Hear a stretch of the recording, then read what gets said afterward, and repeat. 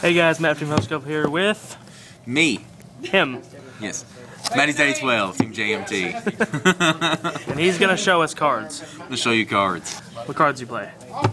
Yu-Gi-Oh cards. Okay. Alright. Are you ready? This is my Yeah. Frog Monarchs. It changed a little bit since the profile on my channel. I'm play testing, you know, you gotta try some new things. 3 Caius. It's okay, I've heard. Or Caius, depending on what part of the country you live in. Caius. Triple Ryza.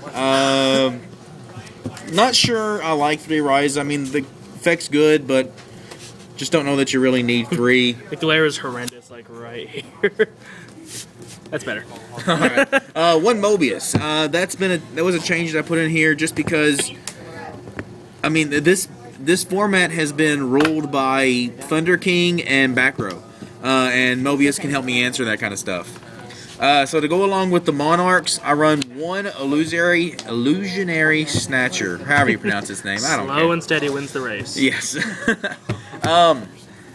The biggest reason I run this guy is because I can drop him whenever I tribute summon, which allows me to go 48 into somebody's face and then exceed summon into Strike Bouncer or Exabeetle or something stupid like I didn't realize that. he was the same stats as Yeah, Monarchs, 24 1K.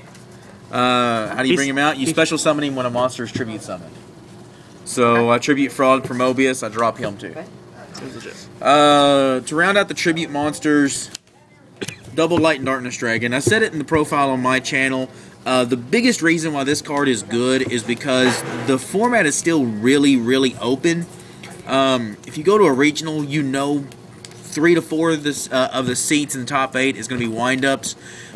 All the rest of the seats are pretty well open to whatever. Yeah. So you're going to see a lot of rogue decks, stuff like Chain Burn, Dragon Exodias, just stuff like that. And Light and Darkness Dragon really helps against those kind of decks because a lot of times those decks are being piloted by bad players and they just don't know how to answer a Light and Darkness Dragon. I mean, there's several ways to play around it and they just don't do it.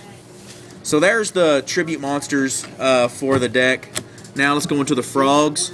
Triple Swap Frog, basically Foolish Burial to get to these guys.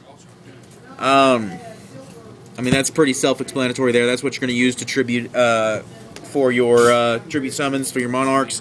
And then this guy dumps. You can also bounce a monster with this guy. A lot of people seem to miss that a lot. You can bounce with it, and it allows you to either get another normal summon or a set of a frog monster, which is good. I mean, that's not a horrible effect. The biggest thing is that you bounce for cost, which gives you the opportunity to reuse some of your Monarchs. And allows you to reuse him by bouncing him back to your hand. Then you can summon him a second time and bring out Rodent-Totem. Dump that to your graveyard. Rodent-Totem's good, mainly because it's just another tribute fodder. It's also a level 2 that goes along with my Swap Frogs and my Dupe Frogs that allows me to go into stuff like Gachi Gachi, Shining Elf, Digusto, Phoenix, and stuff along those lines.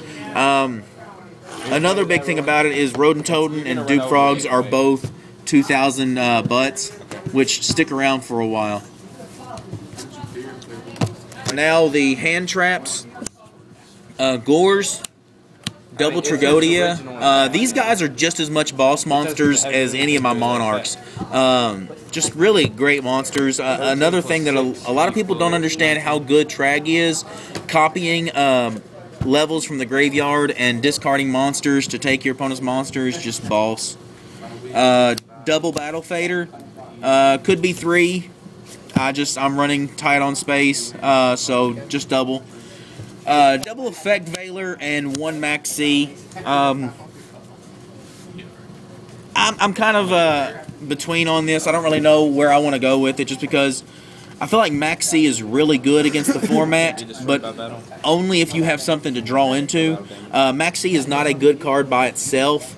Max C is a good card if you have the ability to draw into stuff like Battle Fader, Tragodia, Gores, stuff to stop the battle phase, or stuff to answer the OTKs.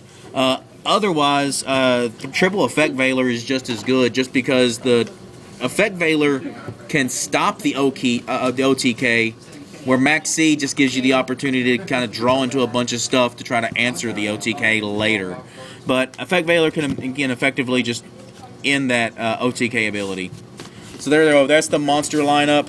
Sorry about the rest of this. I think my iPod's dying. Your iPod's dying? Alright, well, the spells are a lot easier. Yeah. Triple Econ, I abuse Treeborn Frog. It's so stupid. Triple Soul Exchange, this could very well easily be B2, but it's really good. I like triple whenever I go to the side deck because I bring in stuff like Vanity's Fiend and Jinzo and stuff like that. Stuff that allows me to lock down my opponent. That's when Soul Exchange becomes a lot better.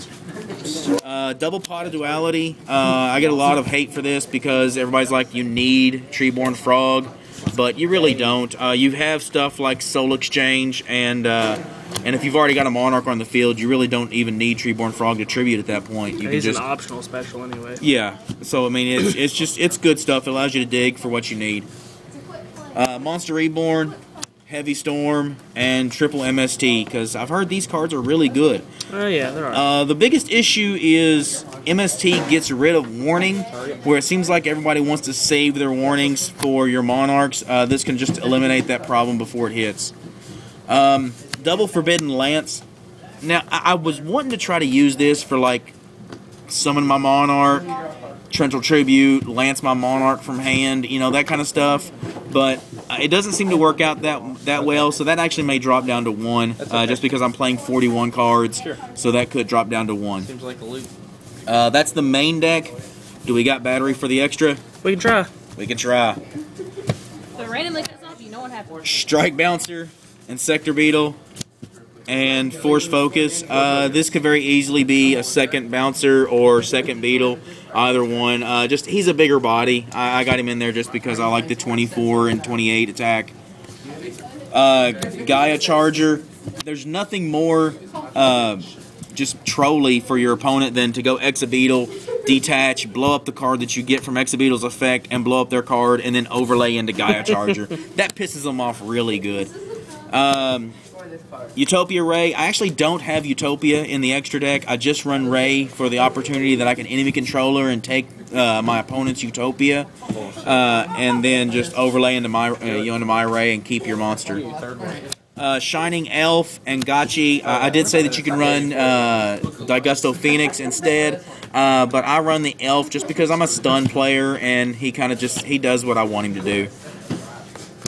8s are Stardust Dragon and Scrap Dragon.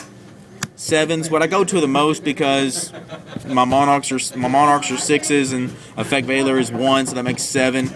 Black Rose Dragon and Ancient Fairy Dragon. This should be a Gaia, the dragon, the Gaia Knight, Fierce Knight, yeah. But yeah, that should be him. I don't have one with me, so it's Iron Chain Dragon for right now. Oh, there we go. That card, yeah. Yeah, I just chargered him into Gaia. Yeah, Cataster, Formula, and I side deck Cyber Dragon, so Chimera Tech Fortress. Alright, I think that's about all the battery's gonna last. That's gone.